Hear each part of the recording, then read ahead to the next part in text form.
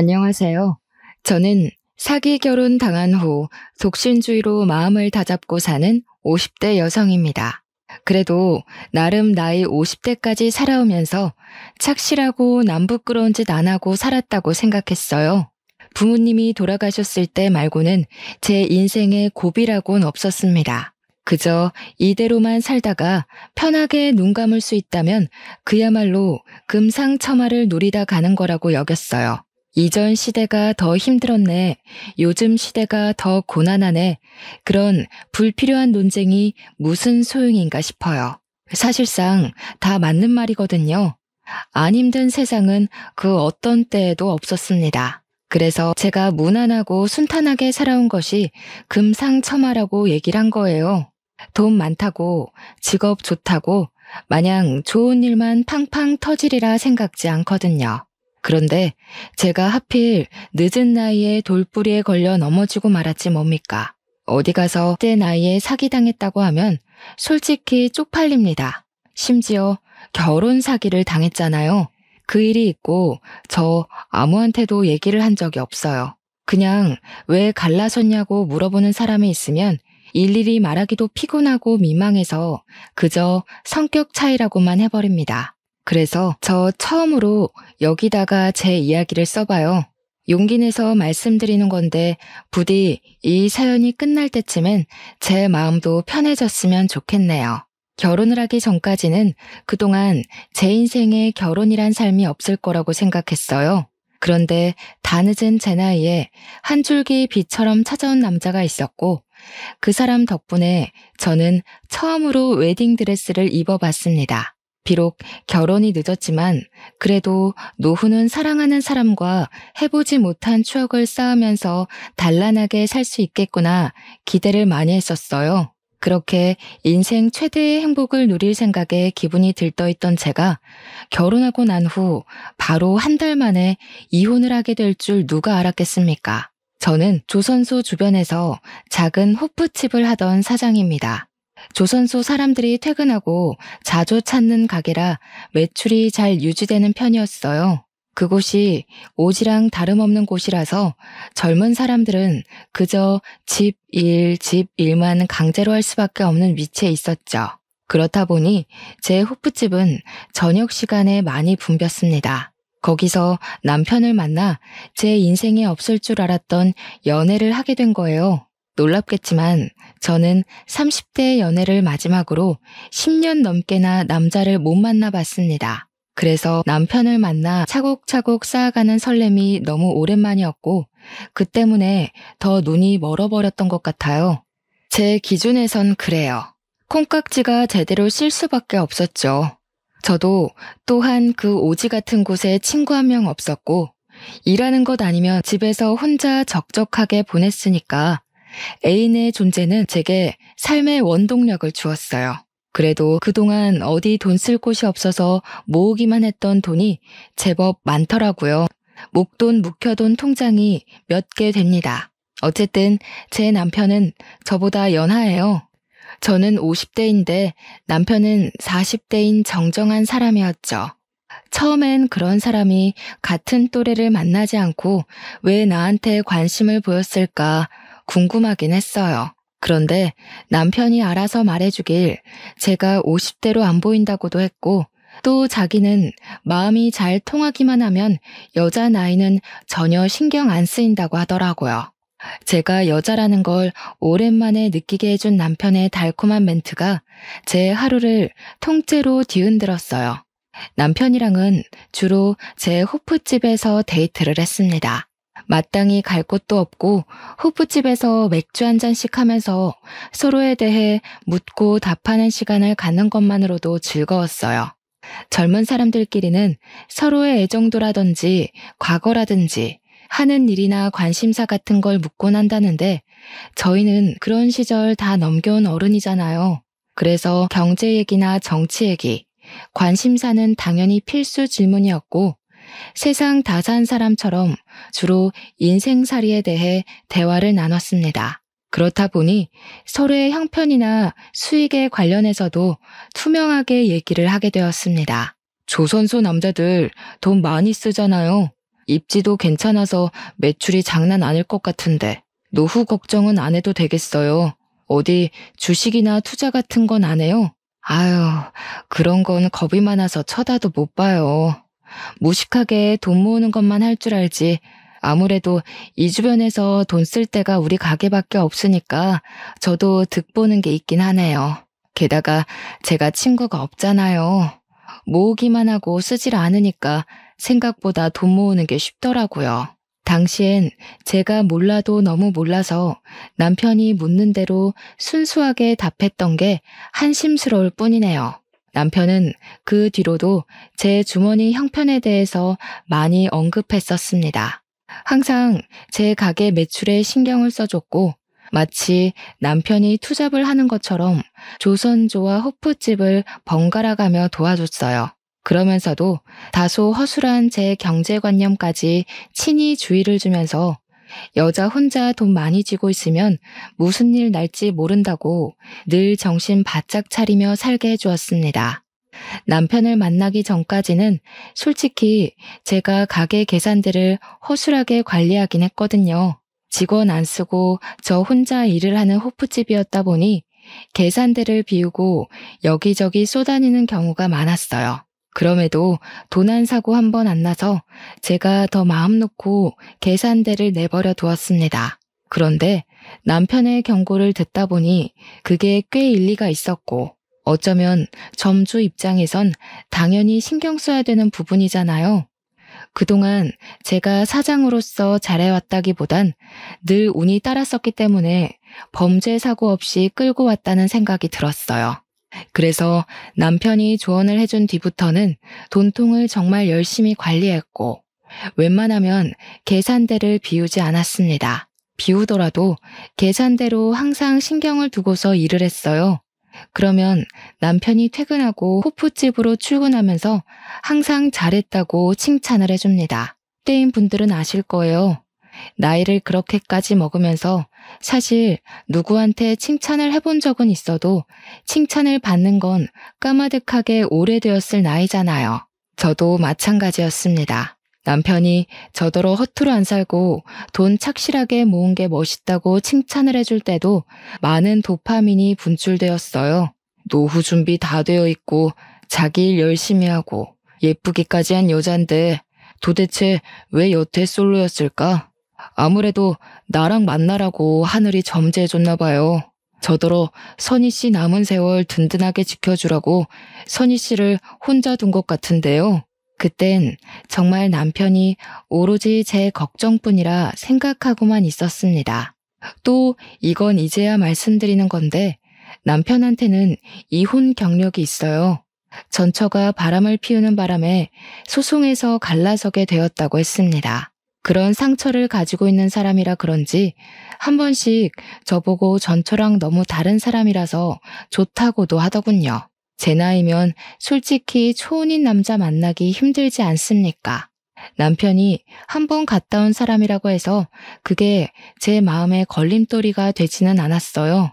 그때만 해도 제가 남편한테 너무 빠져 있었고 저를 정신 차리게 해줄 가족이라든지 친구라든지 아무것도 없는 상태였거든요. 친오빠가 하나 있긴 한데 다른 지역에 살다 보니까 솔직히 명절에 얼굴 보는 것도 힘들어요. 벌써 안 보고 산 지가 한 3년은 되었습니다. 가끔 오빠가 문자로 안부 남겨주는데 가족끼리의 소통이 끝이에요. 그래서 남편이 제게 정식으로 청혼을 해주었을 때 저는 그렇게 생각했어요. 제게 친구가 생겼다고. 함께 인생을 즐길 수 있는 가족이 나타났다고 말이죠.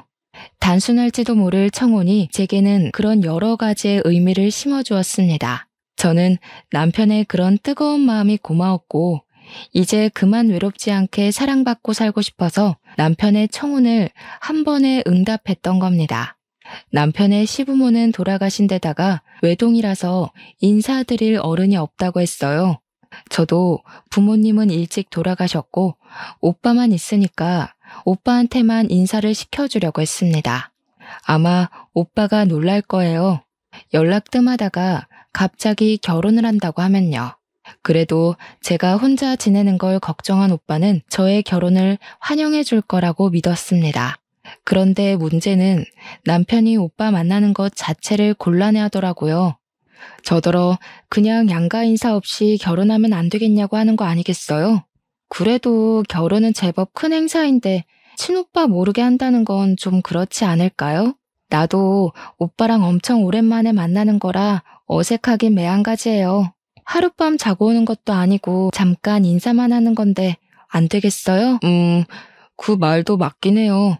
그런데 내 생각은 우리가 20, 30대도 아니고 사실상 일찍 결혼하고 일찍 애를 낳았다면 양가 부모 입장으로 살만한 나이잖아요. 충분히 저희 알아서 인생을 결정지을 수 있는 나이인데 젊은 애들처럼 귀찮은 절차는 밟을 필요가 없지 않나 싶어서요. 남편은 나이 핑계를 대면서 양가 인사는 생략해도 될 것 같다는 의견을 피력했어요. 남편 말도 100번 이해해서 생각해보면 그럴듯하더라고요. 단지 조금 서운하고 망설여졌던 건 저는 초혼이라 모든 게 다 새롭고 여기저기 축하를 받고 싶은데 남편은 저랑 두 번째 결혼이라 그런지 최대한 조용히 단출하게 식을 올리고 싶어 했습니다.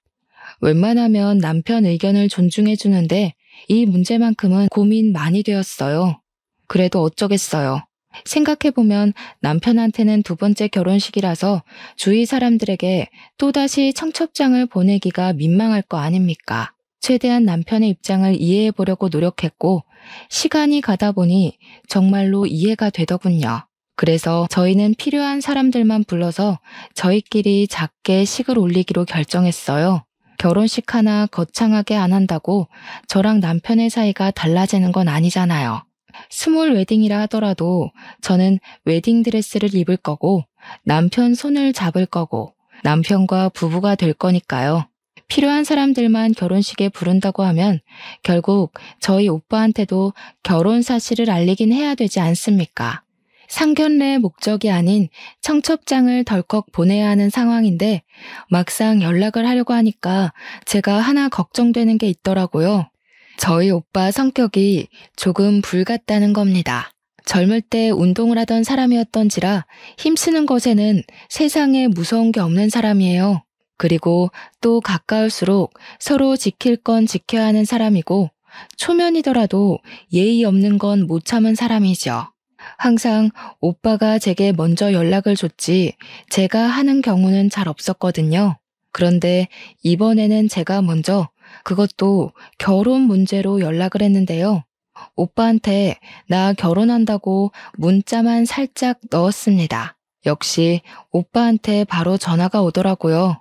전화를 받은 오빠의 목소리는 한 톤 높아져 있었습니다. 한시도 흥분을 가라앉히지 않고 남편에 대해 궁금한 걸 마구마구 묻기 시작하더군요. 무엇보다 제가 결혼하는 게 오빠한테는 좀 많이 놀라운 소식인 것 같았어요. 오빠 입장에서도 결혼 같은 거 안 할 줄 알았던 여동생이 다 늦은 나이에 결혼을 한다니까 제법 놀란 듯 했어요. 결국 오빠는 결혼 전에 남편 만나기를 고집부렸고 남편 안 보여주면 당장 찾아오겠다는 으름장 때문에 저는 결국 오빠 제안을 승낙할 수밖에 없었어요. 어차피 오빠가 찾아와 버리면 남편을 마주할 수밖에 없을 텐데 그렇게 만나는 것보다 정식으로 인사하는 자리가 낫잖아요. 이왕 이렇게 된 거 저도 오빠한테 남편을 보여주고 싶어서 어쩔 수 없이 이 사실을 남편한테 전달했습니다. 역시나 남편이 불편한 기색을 보이면서 표정을 어둡게 하더군요. 제가 멋대로 결정해서 미안하다고 했더니 어쩔 수 없다는 듯 알겠다고 허락해 줬습니다. 오빠가 혼자 우리가 있는 지역으로 내려와서 만나게 된 당일, 제 남편은 걱정했던 것보다 훨씬 더 오빠한테 잘 보였어요. 형님 하면서 살갑게 굴기도 했고 솔선수범 나서며 술잔도 사이좋게 기울였죠. 분위기가 좋게 시작해 좋게 끝나서 개인적으로 많이 안심을 했었습니다. 그런데 좋은 게 좋은 것이 아니었더라고요. 당시 그 자리에서는 별로 문제가 없었는데 기분 좋게 자리를 파하고 나서부터 그때 만남은 진짜 모습이 아니었다는 걸 알았어요. 남편은 그저 무사히 자리를 마무리해서 다행이라고 생각했는데 오빠는 전혀 아니었던 거죠. 다음날 제게 전화가 온 오빠한테서 정말 황당한 얘기를 들었습니다. 너 저 사람이랑 꼭 결혼해야겠어? 제대로 알아본 거 맞지? 아무래도 분위기가 수상해서 그래. 혹시 저 사람 이혼한 거 맞냐? 당연하지. 무슨 질문이 그래. 오빠, 그 사람 겨우 몇 시간 봤잖아. 뭘 얼마나 안다고 사람한테 수상하다는 말을 하냐? 듣는 내 생각도 좀 하지. 아니, 여자 손길에 길들여진 느낌이 들어서 입고 온 셔츠 각도 그렇고 손수건 챙겨 다니는 것도 그렇고 별걸 다 의심한다. 원래 깔끔한 사람이야.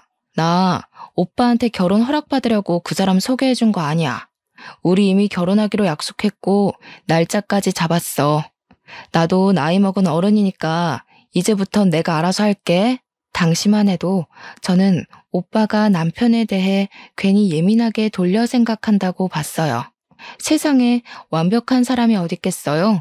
오빠가 남편의 어떤 단점을 보고서 그런 부정적인 소리를 하는 건지 모르겠지만 누구나 단점은 있고 오빠가 느낀 남편의 단점을 저는 느끼지 못했으니 상관없다고 생각했습니다.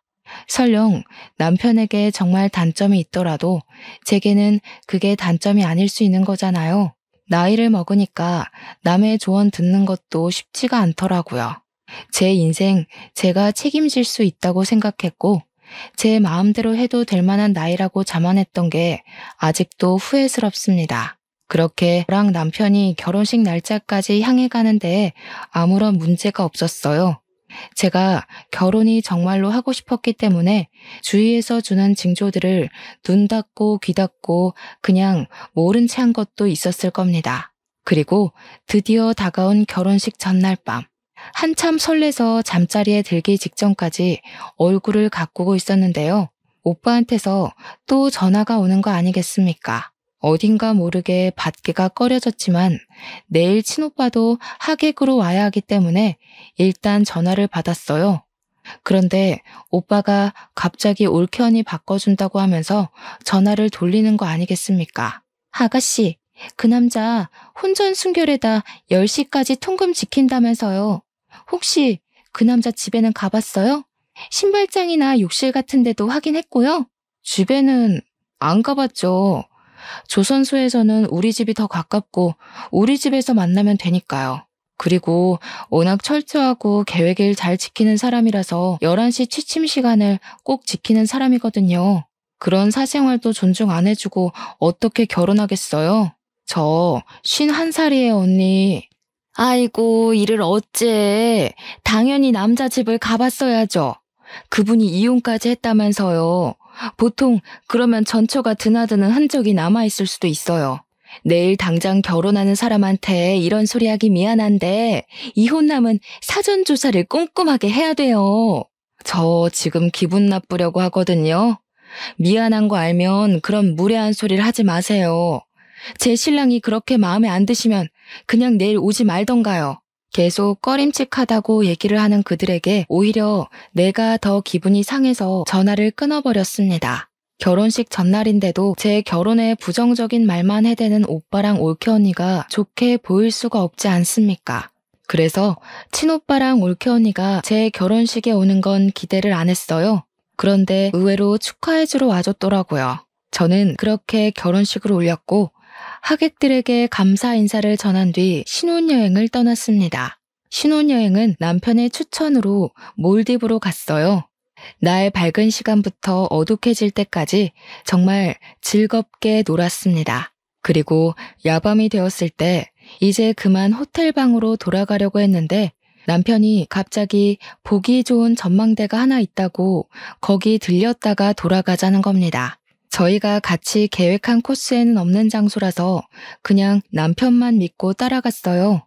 남편이 향하는 곳은 인적이 정말로 드문 곳이었습니다. 남편 말로는 그곳이 전망대로 유명한 곳이었는데 사고가 나서 장기적으로 문을 닫고 있다가 폐쇄가 된 곳이라고 했어요.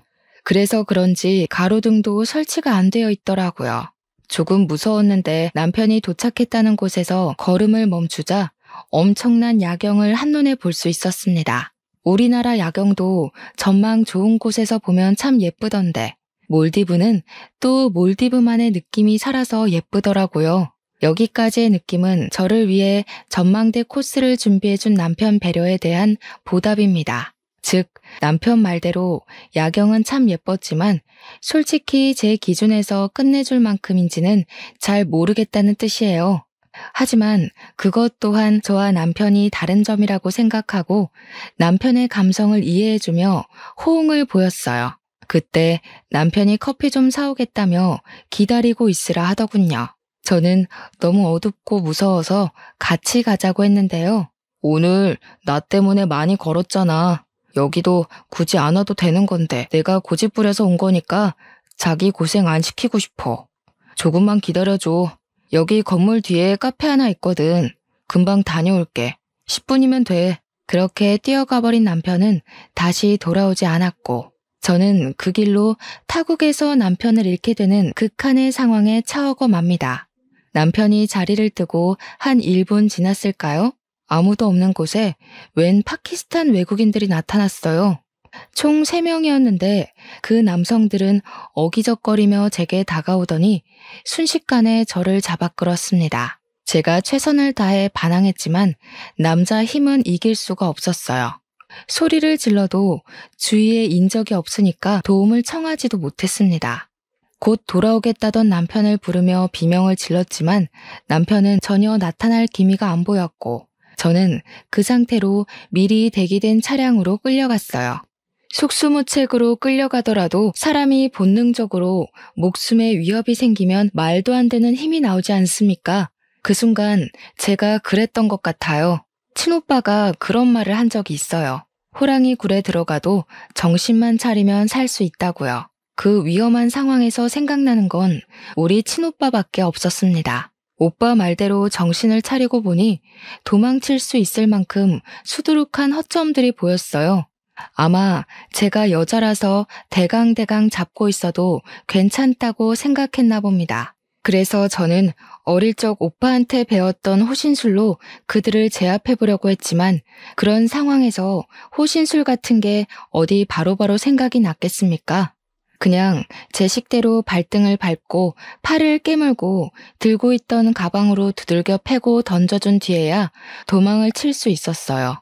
그리고 남편이 있던 곳까지 불이 나게 돌아왔는데 카페에서 커피를 사온다는 남편은 아직도 없었습니다. 남편이 갔다는 카페 위치로 뛰어갔지만 이 주위에는 어디에도 커피 살 수 있는 카페가 없다는 걸 알았어요. 그때 정말 찰나의 순간으로 어떤 기억 하나가 떠올랐는데요. 호프집에서 조선소 직원들이 술에 취해 대화하는 걸 어쩔 수 없이 들은 적이 있었습니다. 내용이 동남아로 여자 팔아넘기는 브로커 역할을 하면 큰 돈을 한꺼번에 만질 수 있다면서 조선소 일하기 피곤한데 어디 여자 하나 잡아서 갖다 팔아버릴까 하는 소리들이었어요. 그날 하필 테이블도 거기밖에 없어서 좀 겁나더라고요.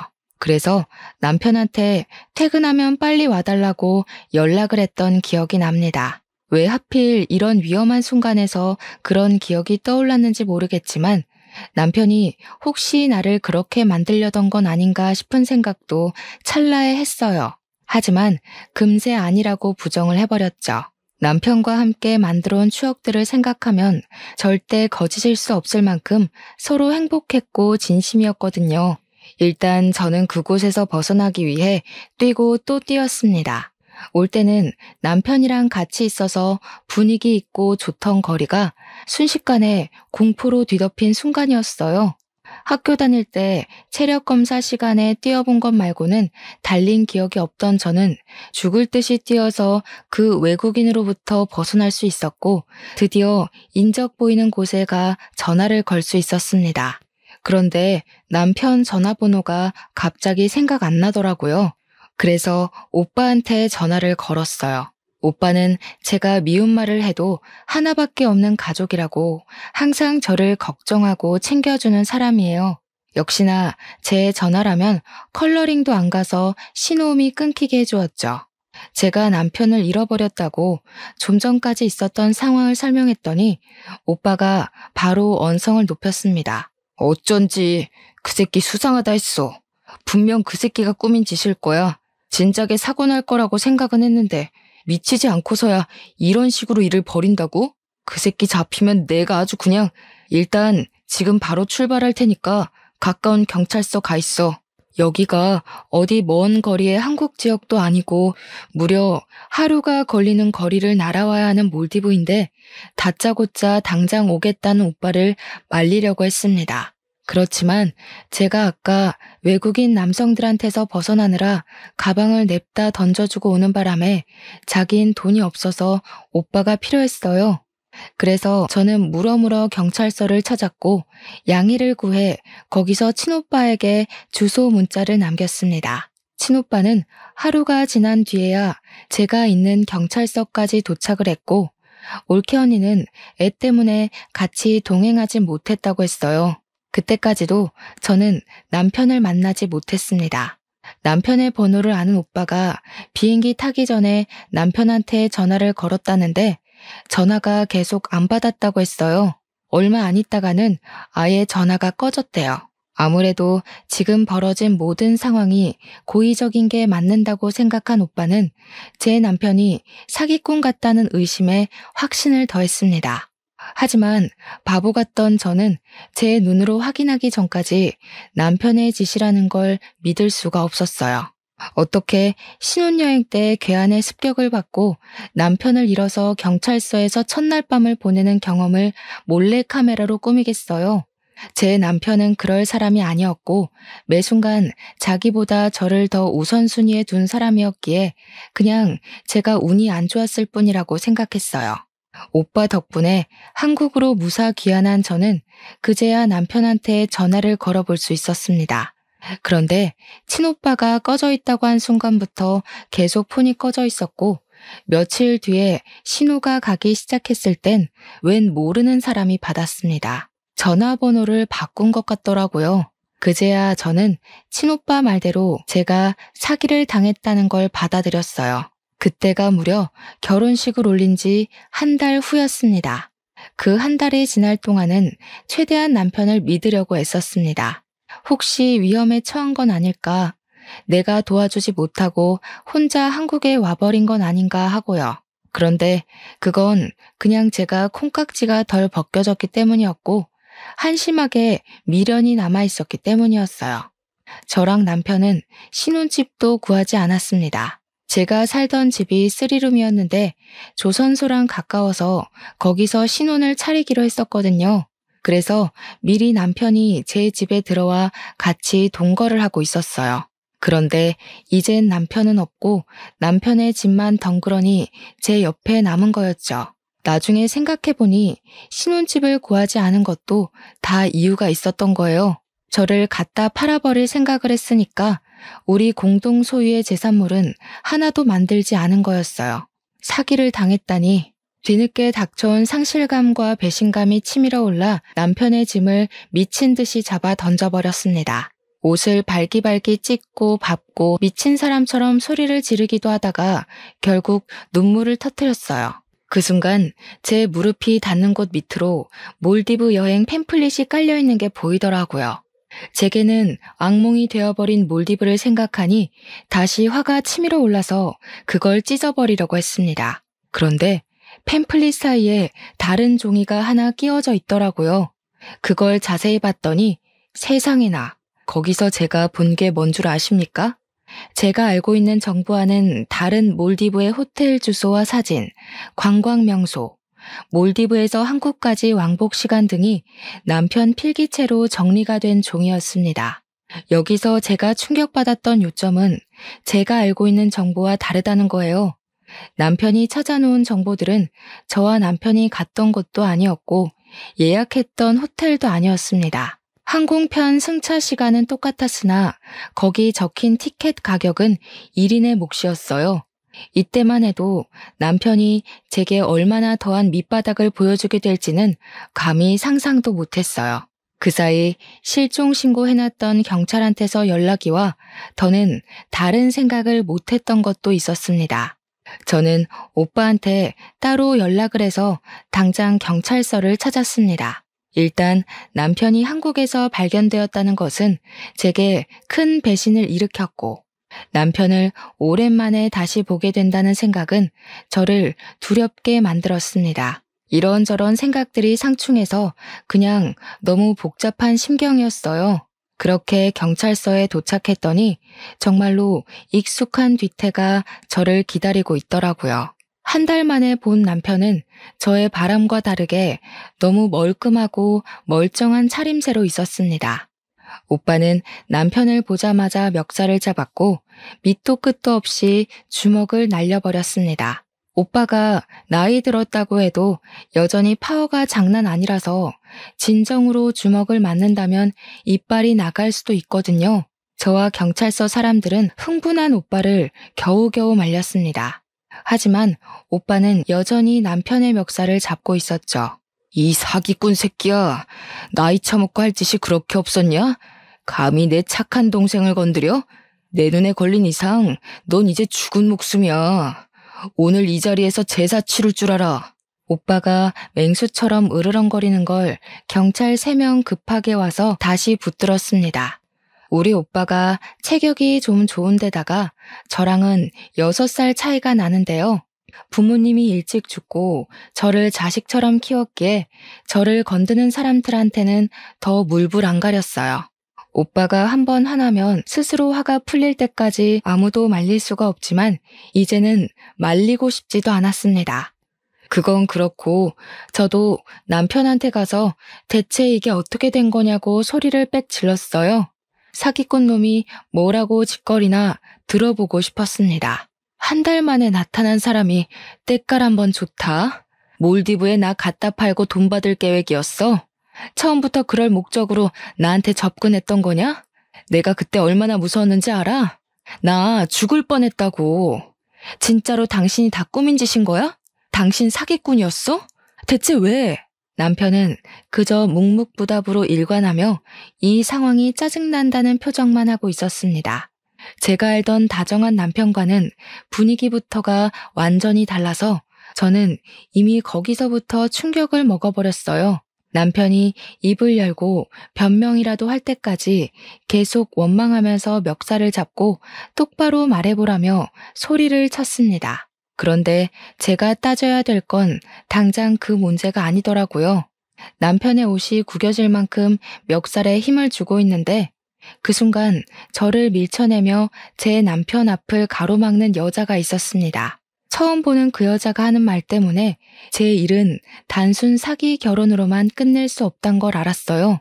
내 남편한테 뭐 하는 짓이야? 다 늙은 아줌마가 더럽게 힘만 세가지고 이러다 상처나면 다 상해죄로 신고해버릴 줄 알아? 남편이라뇨? 이게 무슨 소린가 싶어서 할 말을 잃고 있었는데 알고 보니 기가 막히게도 이 여자가 남편의 전처라는 거 아니겠습니까? 전처가 있다는 사실은 이미 알고 있었어요. 남편이 이혼 경력이 있다고 솔직하게 말해주었으니까요. 그런데 제가 궁금한 건 이미 갈라선 전처가 왜 갑자기 나타났고 왜 우리 일에 나서서 이러고 있냐는 거예요. 또 경찰서까진 어떻게 찾아왔는지도 궁금했습니다. 어처구니가 없어서 저는 전처를 더 자극했고, 그러니 제가 궁금했던 걸 쉽게 알 수 있었어요. 그러니까 이 미친 사기꾼이 전처랑 위장 이혼을 한 거더라고요. 전처가 바람을 피워서 갈라섰다는 남편의 말은 거짓말이었다는 겁니다. 둘이 위장 이혼을 한 이유가 신도시 아파트 당첨 확률을 높이기 위해서였다고 해요. 무주택 자격을 맞추기 위해 위장 이혼이란 방법을 택했고 전처가 청약 당첨이 되길 기다리는 동안 남편이란 새끼는 바깥을 나돌며 돈이 되는 다른 수단을 찾고 다녔던 겁니다. 그러면서 조선소를 전전하던 중에 저를 발견했고 조선소에 취직해 제게 접근을 했다네요. 처음에는 저를 어디다 팔 생각은 못했대요.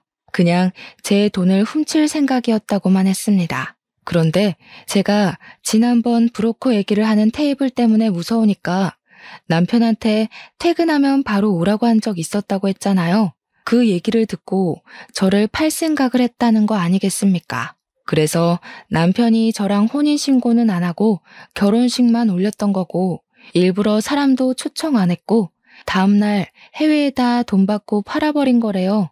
이렇게까지 자세히 들을 수 있었던 건 전처의 행동을 수상쩍게 생각한 형사가 그 자리에서 바로 조사를 들어갔기 때문이었습니다. 그래서 저를 팔아 받은 돈이 얼마냐 했더니 3천만 원이래요.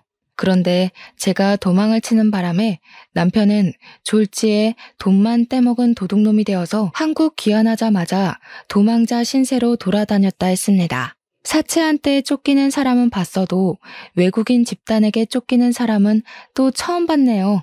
아주 이 부부 사기꾼들한테 콩밥을 처먹일 수 있다면 무슨 짓을 다 하겠다고 경찰에게 부탁을 했습니다. 제발 씨알도 빼먹지 말고 다 밝혀내달라고 했죠. 그런데 말입니다. 경찰한테 조사받은 그들을 지켜보면서 뭐 하나 의아한 점이 있더라고요. 몰디브를 간 건 저와 남편인데 경찰이 남편뿐만 아니라 전처까지도 몰디브에 있었던 알리바이를 묻더라고요. 왜 방향이 그렇게 흘러가지 싶어서 물어봤더니 글쎄 이 전처도 저랑 남편이 신혼여행 떠나는 날 같은 비행기를 탔다는 거 아니겠습니까? 그 순간 경찰서 오기 전 집에서 봤던 남편 필기들이 떠올랐어요. 그러니까 남편은 당시 저랑 신혼여행을 간 게 아니라 저를 갖다 팔고서 바로 자기 와이프랑 해외여행을 즐긴 셈이었던 거죠. 남편이 단 한순간도 저를 사랑한 적이 없었다고 해도 사기를 친 걸로 모자라 저를 기만했다고 생각하니까 이거 그냥 앉아있을 수 없겠더라고요. 그런 상황에서 전처가 제게 퍼붓는 악의적인 말은 제가 들고 일어날 수 있도록 힘을 주었습니다. 결국 아무도 피해를 안 본 거니까 우린 잘못 없는 거 아닌가요? 이 아줌마가 그냥 얌전히 팔려갔으면 저희도 벌받아 마땅하겠죠. 그런데 이 아줌마 멀쩡하게 살아있잖아요. 늙어서 비싸지도 않는 거 겨우 사람들 설득해서 보냈더니 도대체 어떻게 빠져나온 건진 모르겠지만 전처는 멍청하게도 경찰서가 어떤 곳인지 잘 모르는 듯합니다.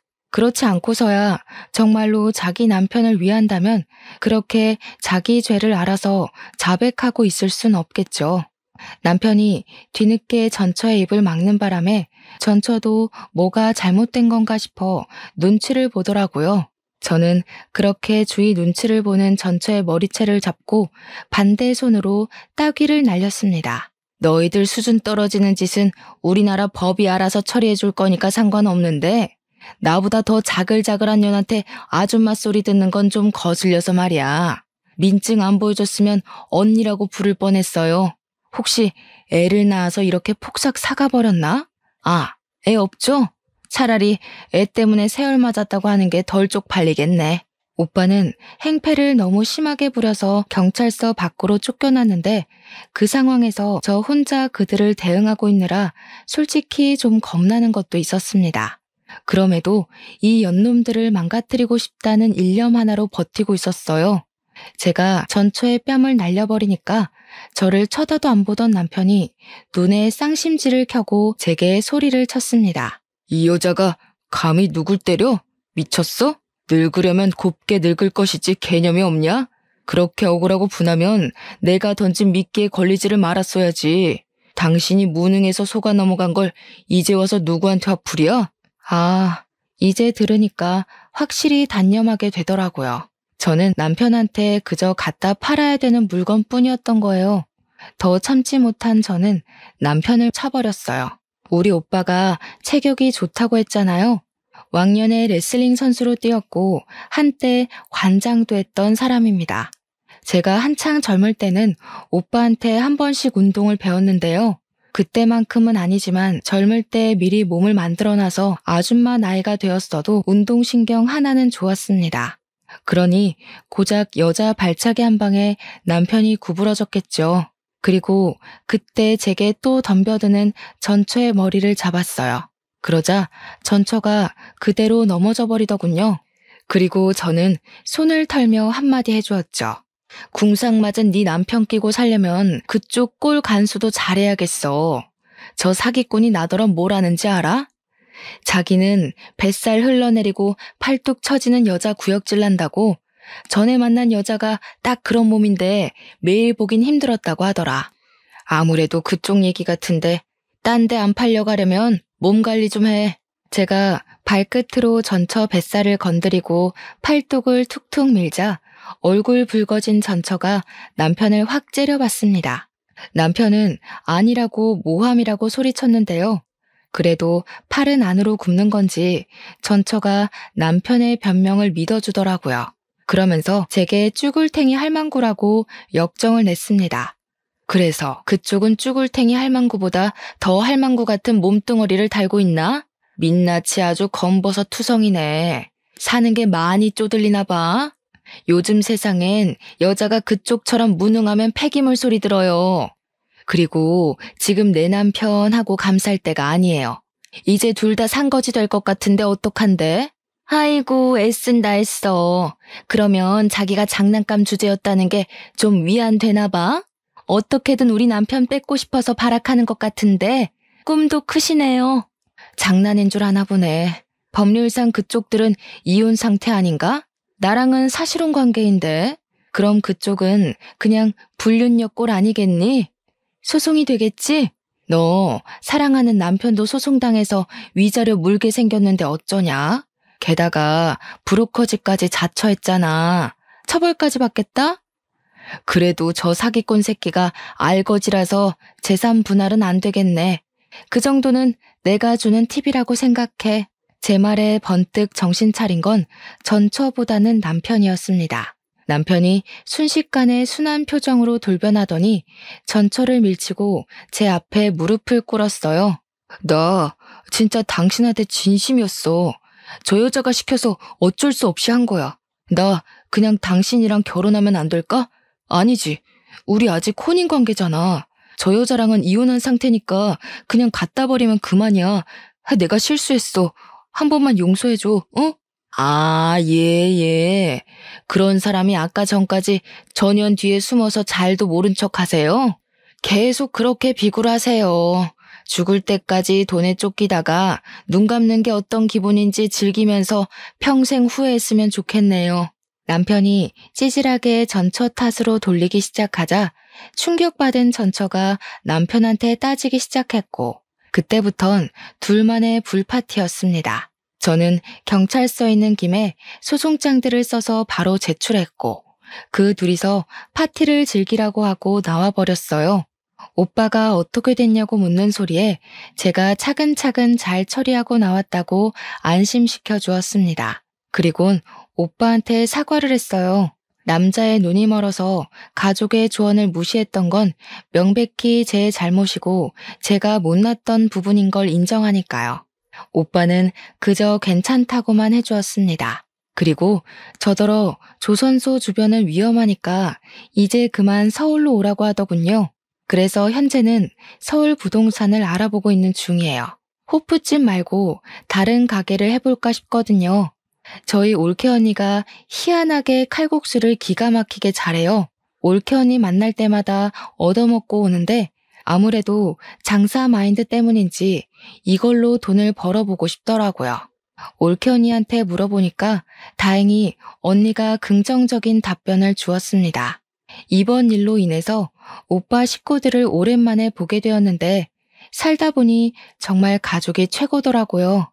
아마 앞으로 남은 생은 서로에게 노력하고 존중하면서 가깝게 지내도록 노력하지 않을까 싶어요. 제 인생에 결혼이란 순간이 있었나 싶을 만큼 스쳐가듯 지나간 경험이었지만 그래도 한 번쯤 웨딩드레스를 입었던 기억이 있는 건 나쁘지 않더라고요. 지금도 저희 집에는 저 혼자 나온 웨딩 사진을 액자로 만들어서 세워뒀어요. 그리고 앞으로는 아마 가족들이랑만 지낼 것 같아요. 다 늦은 나이에 무슨 남자를 만나겠어요. 이 나이 되니까 그냥 다 피곤하고 혼자서 하고 싶은 일 하며 사는 게 편한 것 같더라고요. 제가 좋아하는 사람들만 끼고서 말이죠. 이렇게 독신으로 사는 것도 어쩌면 자유로울 수 있는 혜택이라고 생각합니다.